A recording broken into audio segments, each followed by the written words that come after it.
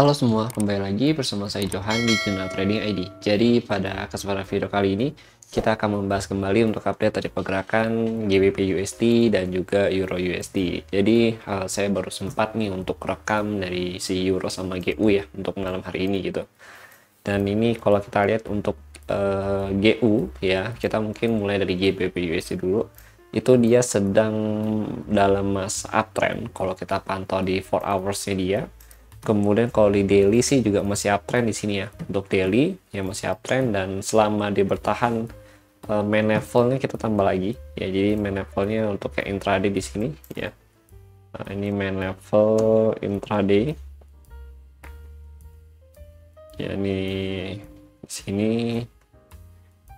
Nah, ini artinya dia masih potensi untuk menunjukkan kenaikan lagi teman-teman gitu. Naiknya sampai mana bang? Nah, kalau kita lihat memang masih potensi untuk naik sampai ke sini lagi, yaitu di 2783 sampai 2798 gitu teman-teman, atau tertingginya itu bisa ke 2814 gitu ya di sini gitu teman-teman. Lalu kenaikan ekstrim ya untuk si GBP USD itu bisa sampai kurang lebih ke level 28572 sampai 2884 gitu teman-teman gitu. Oke, kenapa saya bilang masih ada potensi untuk melanjutkan kenaikan? Yang pertama itu secara tren ya, untuk bigger trendnya GBP USD ini masih cukup bagus kalau kita lihat ya. Apalagi dia masuk ke main level intraday-nya di 2691 atau di atas 27.000, itu juga masih terpantau bullish movement. Lalu dari rejection candle untuk daily ya, memang di sini terbentuk evening star ya di sini. Jadi di sini itu ada evening star, tapi kalau kita lihat lagi memang evening star di sini tuh belum mendapatkan momentum yang cukup bagus gitu teman-teman. Dimana kalau kita pantau last candle ya di hari Jumat kemarin itu tuh membentuk doji teman-teman, ya artinya tingkat volatilitas dari si GBP USD ini cukup besar di hari Jumat yang kemarin gitu teman-teman. Dan memang kalau saya pantau sih belum benar-benar bisa turun ya selama si GBP USD di atas 27.000 gitu. Jadi memang kalau kita mau mengharapkan dia turun ya atau berubah trennya kembali ya, kita bisa pantau itu di 27.000 ini gitu teman-teman. Jadi di bawah main level intraday ini ya GBP USD baru ada potensi untuk turun dengan level terendah nanti di sini itu di 2564 sampai 2538 gitu teman-teman. Oke, itu untuk GBP USD. Nah, kemudian untuk Euro USD ya. Jadi kalau kita pantau untuk Euro USD juga masih terpantau uptrend ya. Dan kalau kita lihat juga dari si Euro ini ya, dia lebih cenderung sideways gitu teman-teman. Sideways dengan area support ya di level harga di 822 sampai 798 ya sebagai supportnya. Kemudian resisten di 890 sampai 921 gitu teman-teman. Jadi ini resistennya dia gitu. Nah, kalau kita pantau lagi memang untuk Euro USD juga masih ada potensi untuk naik ya. Dari daily trendnya juga masih bagus ya, movementnya masih bullish. Kemudian untuk last candle ya dari si 4 jam ini itu memang berbentuk doji, cuma last formasinya dia ini ya, formasi terakhir yang tersusun ini itu masih uptrend gitu untuk si GBP USD nya teman-teman. Untuk si Euro USD nya. Jadi memang masih ada potensi untuk bullish movement dari si Euro USD nya sendiri selama berada ya di atas 822 dan 798 itu teman-teman.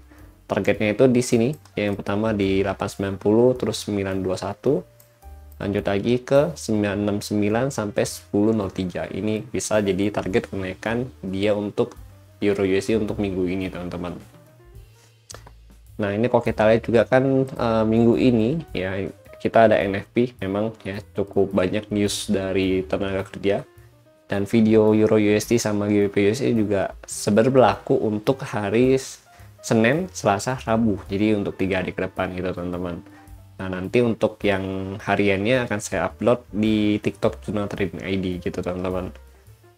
Nah, di sini kalau kita lihat memang yang pertama untuk hari Senin di sini ada US Global Manufacturing ya di sini. Kemudian untuk yang jam 9 itu ada ISM Manufacturing PMI sama ISM Manufacturing Price ya di sini. Dan kalau kita lihat memang ini stagnan ya, maksudnya kayak belum ada gejolak lah, ini belum ada perubahan gitu ya antara forecast sama previousnya gitu. Kemudian untuk yang manufacturing PMI memang sini ada sedikit peningkatan dari 49.8 ke 49.2 ke 49.8 gitu. Jadi ini memang condong untuk positif ya untuk si DXY di sini.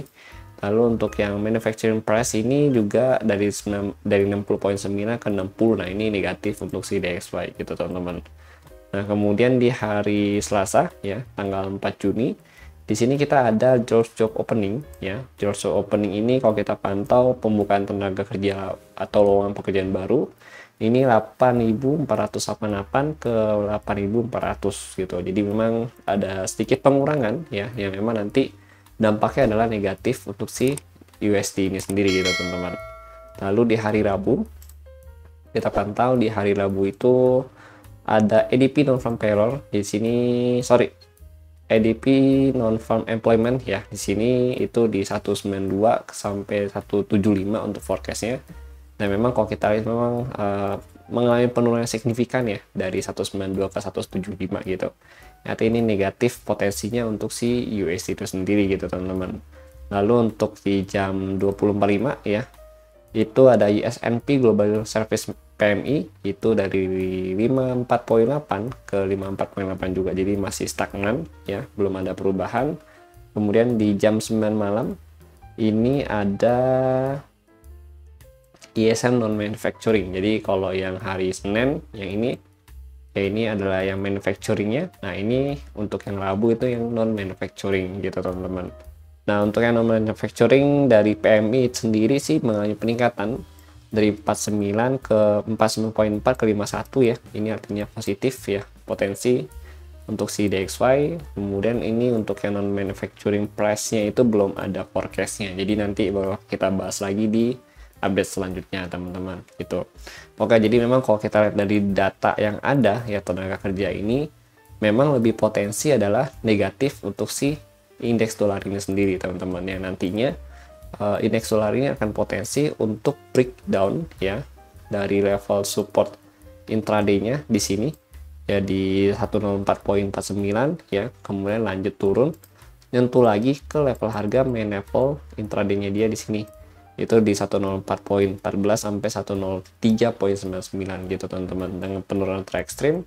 Untuk minggu ini saya bisa lihat sih pantauan saya untuk saat ini tuh ke 103.47 sampai 103.32 gitu, teman-teman. Ya, tapi nanti kita lihat aja nanti ya datanya itu bagaimana. Ya, soalnya data tenaga kerja ini juga biasanya punya impact yang cukup besar juga ke ekonomi dari si Amerika itu sendiri gitu, teman-teman. Makanya impact ke dolarnya itu pun ya besar juga gitu ya, teman-teman ya. Jadi gitu ya, teman-teman. Oke, ya mungkin itu yang ingin saya sampaikan ya. Memang untuk GU sih stabil ya, sama Euro stabil pergerakannya, saya suka ya. Terutama untuk GBP USD ini sendiri, jadi memang mappingnya pun belum banyak perubahan gitu, teman-teman. Ya, jadi gitu ya. Oke, mungkin itu dulu yang saya ingin sampaikan. Terima kasih bagi yang sudah nonton, dan sampai jumpa pada video berikutnya.